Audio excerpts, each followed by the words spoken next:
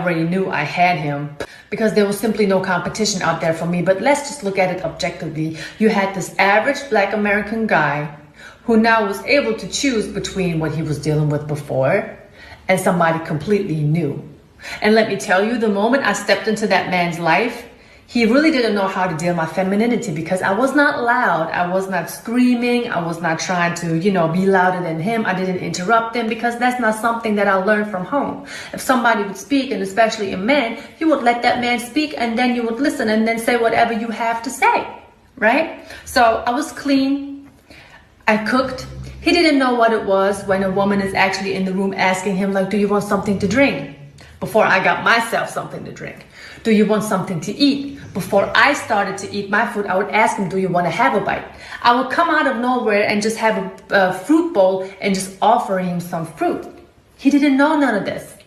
So my husband, back then boyfriend, really thought this was a dream come true. He didn't know how to deal with none of this because all this me coming through, just being nurturing by nature, his peoples and his family didn't even do that for him.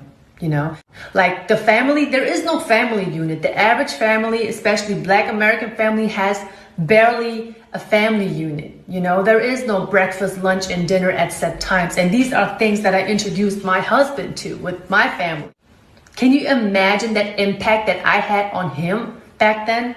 So gentlemen, do not be afraid of traveling. There are so many more women out there who are willing to take care of you.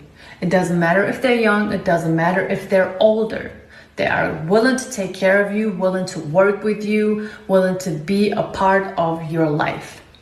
You don't have to deal with whatever you are dealing with back in your hometown because unfortunately, a lot of American women are lost in the delusional world that they are living in, and they don't even understand that they are going to be lonely for a long time, if not for the rest of their life. They say by choice, but I don't believe them.